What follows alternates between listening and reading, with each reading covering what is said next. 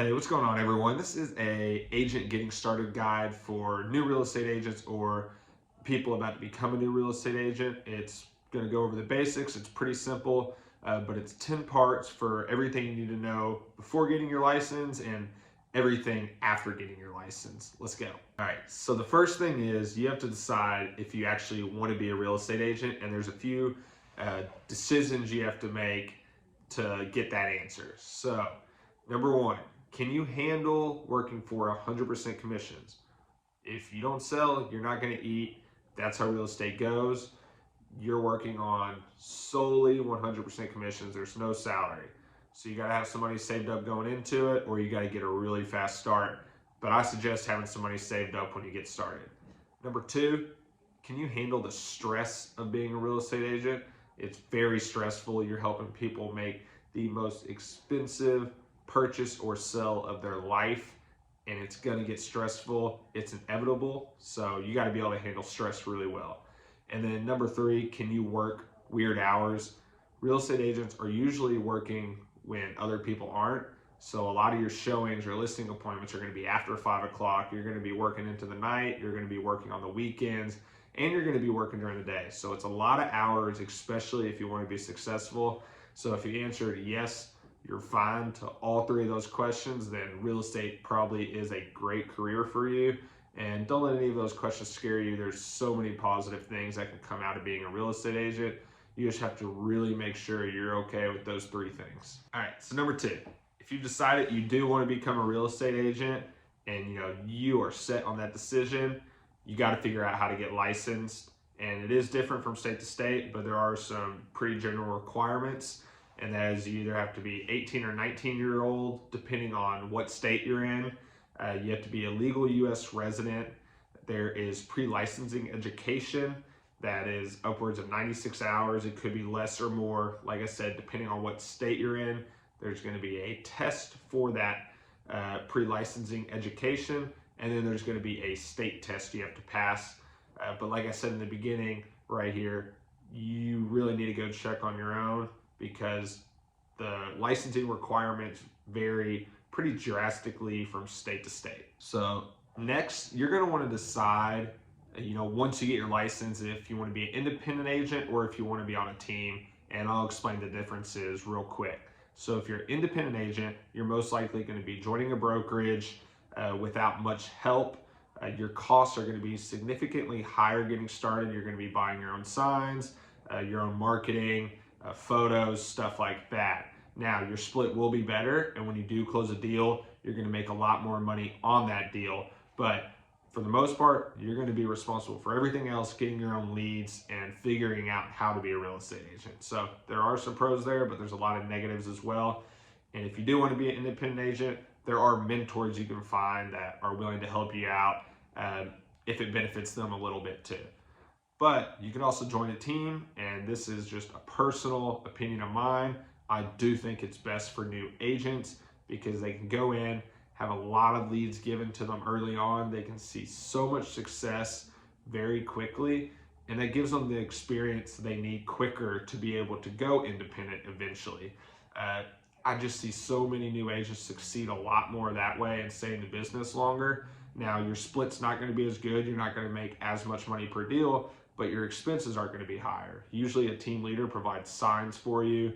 They pay for your marketing. They pay for photos on listings and a lot of other expenses you just don't even think about right now. So it's going to be a personal decision of yours. If you're asking me, I say join a team. You're going to see success a whole lot quicker. All right, so number four, you're going to want to really make sure you have a good game plan for your finances and you have all of that, planned out and in line for when you become an agent. Get yourself a great CPA, a good financial advisor, and you're going to thank yourself so much in 2 years after being a real estate agent. You started all of that early. As a 1099 contractor, you have to track your own expenses. You have to pay your own taxes quarterly. And, a lot of new agents, it's hard to believe, don't even realize about the taxes. In their first year, they'll just spend everything they have, and then they'll be in a big pickle and don't have the money to pay those taxes they owe. If you get a CPA early, you get a financial advisor early and put together a game plan, you're going to be well ahead of everybody or every other new real estate agent that started when you did. Okay, so number 5 right here is you really need to do everything you can, maybe even before getting your license, but definitely right after. You have to do everything you can to understand the contracts like it's the back of your hand.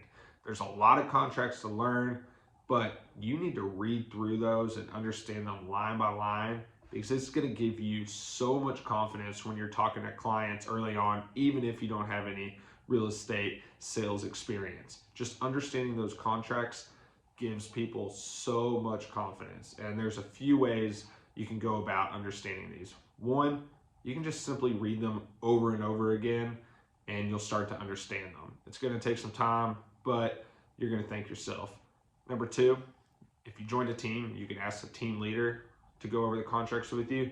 You know, they'll go over it with you the first time, and then that'll give you a better understanding as you read through them more and more. If you didn't join a team, you can ask your broker to go over them with you, same thing. Or you can even ask a real estate lawyer to go over them with you. If you're with a brokerage, more than likely they have a great relationship with some title company, and you can ask the owner of that title company or somebody there to go over the contracts with you, and they'll be more than happy to do that. But just make sure you understand these contracts line by line as early on as possible. All right, number 6. So you're going to want to put your business out there and get in front of your sphere as much as possible. Now you might say, what's your sphere? Well, it's anybody you know, friends, family, people in groups you're a part of. It's anybody that you might sell or help buy real estate. So you got to put yourself out there, whether it's on social media. What I did was I wrote a generic letter just about what I'm doing in this business and my goals, mailed it out to a whole bunch of people. Now this does take time, but you know, every few days I sat down and said, hey, I'm going to call 20 of these people I mailed these letters to, just start up a conversation with them. People are going to be so happy to talk to you about, you know, what you're doing and the entrepreneurship steps you're taking. You'll be very surprised with, you know, how many of your friends and family actually do want to talk to you about real estate. But main thing, just don't be scared to put yourself out there on social media. Yeah, you might have some people joke on you, but they won't be joking on you once you become a successful agent and you're making a ton of money. Number 7 kind of goes with putting yourself in front of your sphere, but it's more about, you know, building your personal brand. So how do you do that? You know, you got to think about what kind of buyers and sellers you want to work with, what you want people to think when they think of you as a real estate agent, and when they see all your content on social media or that you're selling homes. What do you want them to know you for? You know, you could be known as somebody that's really great at helping investors or first-time home buyers or people relocating, or maybe just buyers or just listings or luxury real estate. But you have to decide, what do you want people to view or see you as, you know, when you're building your brand as a real estate agent. This can be a tough decision, and early on it's probably going to be pretty generic because you're going to be wanting any kind of real estate leads you can get. But you just have to analyze the audience you want and make a decision and start building that personal brand. That way, if you did join a team or you lead brokerages, it doesn't affect you personally at all. So number 8, you are going to want to find a really good mentor. Now, if you joined a team that you love, most likely that team leader is going to be one of your mentors or your broker or somebody you know. The great thing about mentors is you don't just need one. You can have as many as you want.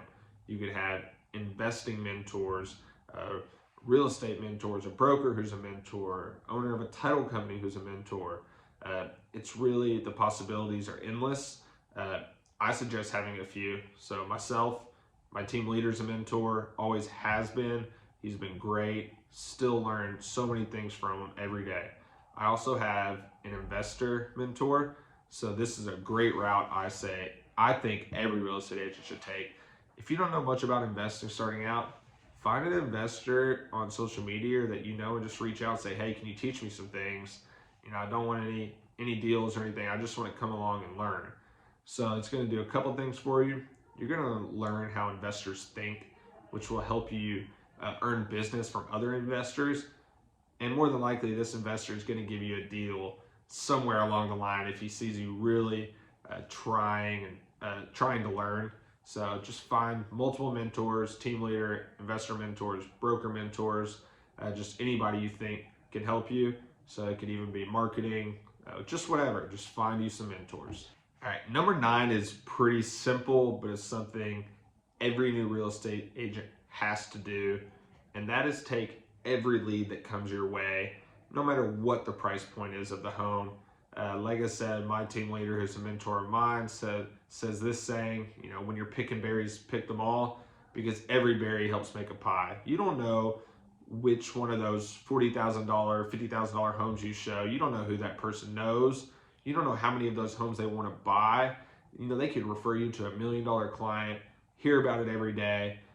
And as a new agent, you also need all the experience you can get. So just pick up every showing or lead that comes to you, go into it with an open mind, and it's going to serve your business very well into the future. And last but not least, number 10 of this 10-step guide for new real estate agents is you have to leverage technology.